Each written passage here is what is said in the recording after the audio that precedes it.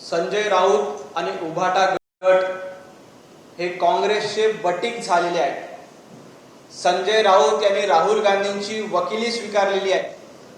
संजय राऊत हे काँग्रेसच्या आणि राहुल गांधी यांच्या पेरोलवर आहेत असा माझा आरोप आहे।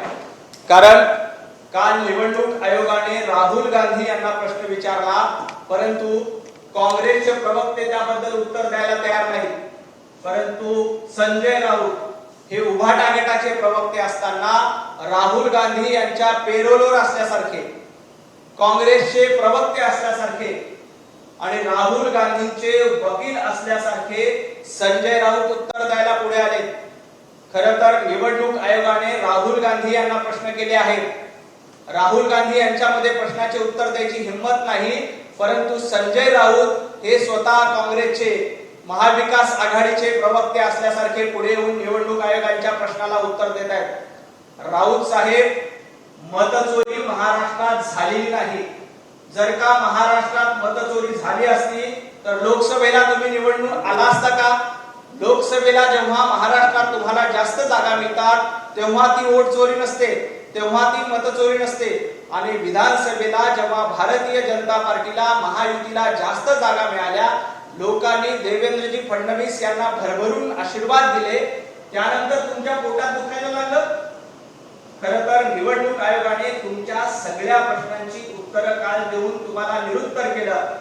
राहुल गांधी त्याबद्दल चकार शब्द बोलायला नाहीत, परंतु तुम्ही आता काँग्रेसचे बटीक झालाय, त्यामुळे काँग्रेसची बाजू मांडण्यासाठी तुम्ही पुढे येत आहे।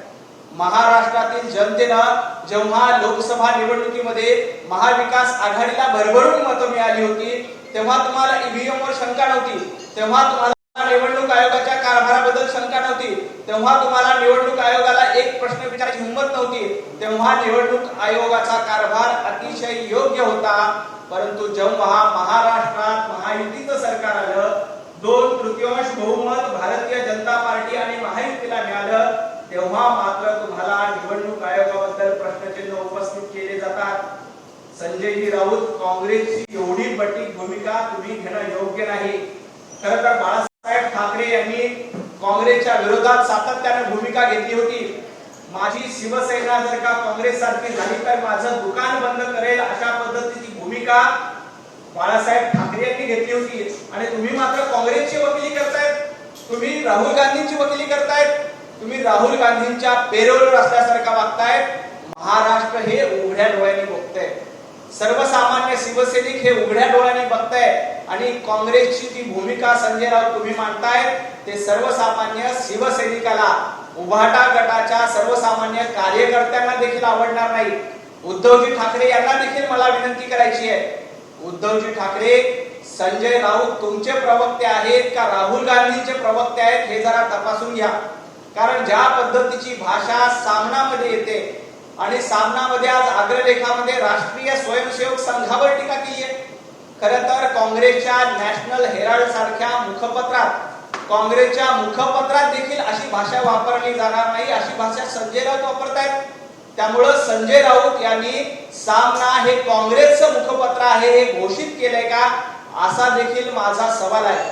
त्यामुळे मी उद्धवजी ठाकरे आणि आदित्य ठाकरे यांना विनंती करतोय की जरा संजय राऊत काय बोलतात, ते उभाटा गटाची भूमिका मांडतायत का काँग्रेसची भूमिका मांडतायत, याचा थोडासा विचार करा।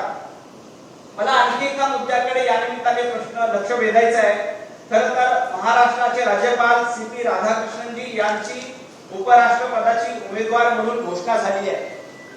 या आधीची परंपरा बघितल्यानंतर महाराष्ट्राच्या संबंधित एखादा माणूस राष्ट्रीय पदावर जात असताना त्यांचं अभिनंदन केलं पाहिजे, परंतु आज संजय राऊत यांनी काँग्रेस जी भूमिका घेईल त्याबद्दल आमची भूमिका असेल अशा पद्धतीचं मत व्यक्त केलं।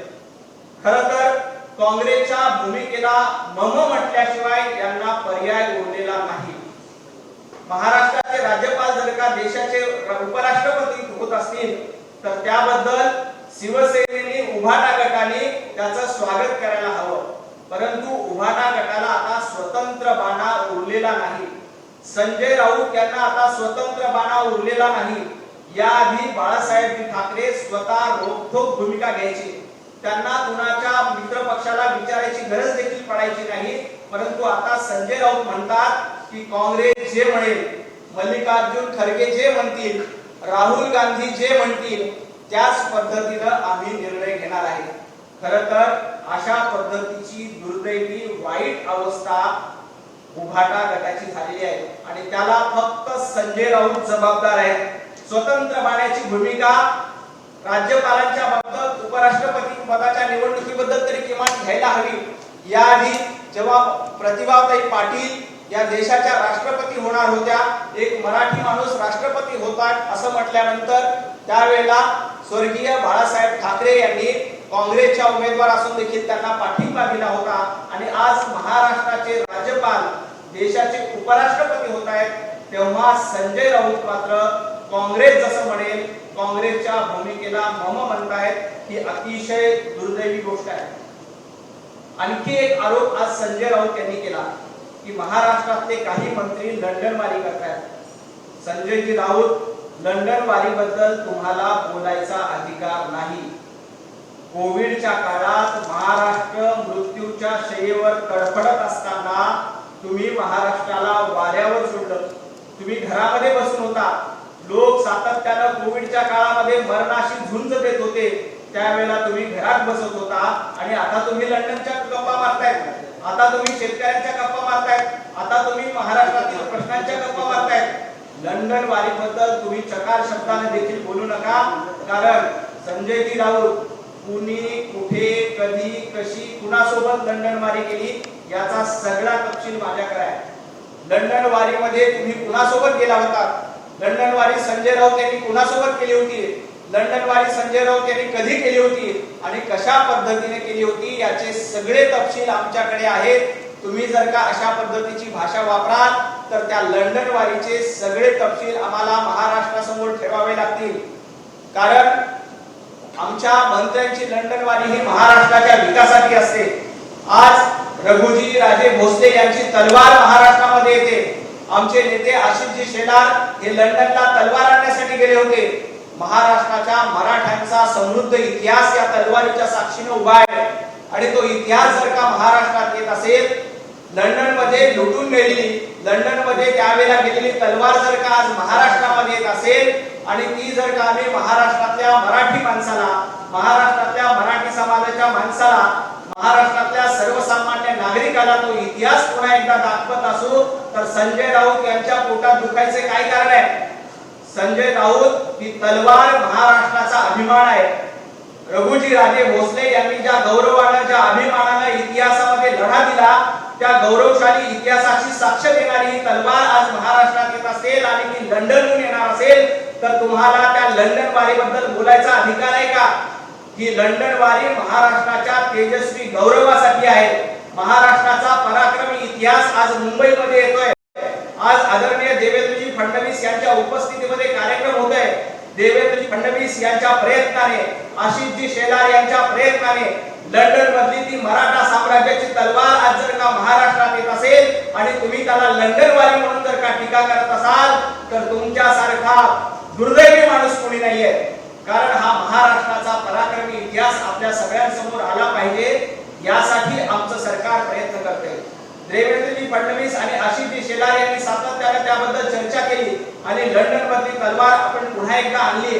आज गौरवानं, अभिमानानं वाजत गाजत त्या तलवारीचं स्वागत होतंय. खरं तर उबाटा गटामध्ये थोडंसं हिंदुत्ववाद शिल्लक असेल, थोडंसं बाळासाहेब ठाकरे यांचे विचार शिल्लक असतील तर त्यांनी या तलवारीचं स्वागत केलं पाहिजे. माझा आदित्य ठाकरे यांना देखील आव्हान आहे आणि त्यांना देखील विनंती आहे की लंडन मधली ही तलवार आज महाराष्ट्रात येते, त्याचं किमान थोडंसं पुढे जाऊन दर्शन घ्यावं. संजय राऊत यांना देखील विनंती आहे की त्यांनी पुढे यावं आणि त्या तलवारीचं दर्शन घ्यावं. थोडा तरी स्वाभिमान त्या निमित्ताने तुमच्या रक्तामध्ये, तुमच्या डोक्यामध्ये, परंतु गेल्या काही दिवसापासून तुमच्या मधला स्वाभिमान उरला नाही. त्यामुळे अशा पद्धतीची तलवार लंडनहून आलत असताना त्या लंडन वारीवर तुम्ही टीका करताय. काही मंत्री लंडनला गेले म्हणून तुमच्या पोटामध्ये दुखतंय, परंतु महाराष्ट्राचा इतिहास जागवण्यासाठी आम्ही हे सगळे करतोय. खरं तर मी संजय राऊत यांना आणखी एक आव्हान दिलं होतं की संजय राऊत माझ्याबद्दल बोलताना एकदा साल्या, नपुसक, माझी सुनता झाली का असा प्रश्न देखील त्यांनी विचारला होता. मी 4 दिवसापूर्वी संजय राऊत यांना आव्हान दिलं होतं की तुमची तयारी असेल तर सुनता कुणाची झाली हे आपण तपासून बघू. पण 4 दिवस झाले संजय राऊत त्याबद्दल चकार शब्दांनी बोलायला तयार नाही. संजयजी राऊत, मी आणखी 2 दिवस तुम्हाला देतो. तुमच्यात हिंमत असेल ना तर हॉस्पिटल तुम्ही ठरवा, डॉक्टर तुम्ही ठरवा, ठिकाण तुम्ही ठरवा आणि आपण कुणाची सुनता झाली आहे हे तपासून बघू. जर का 2 दिवसात संजयजी राऊत यांनी माझ्या आव्हानाला प्रतिसाद दिला नाही तर मी स्वतः संजय राऊत यांच्याकडे जाणार आहे आणि त्यांना विचारणार आहे की तुम्ही सुनता करायला चला, तुम्ही तपासणी करायला तयार चला. जर का संजय राऊत तपासणी करायला तयार नसतील तर संजयजी राऊत यांची वैचारिक सुनता आधीच झाली आहे, पण खरोखर संजय राऊत यांची सुनता झाली हे महाराष्ट्राला समजून जाईल. खूप खूप धन्यवाद.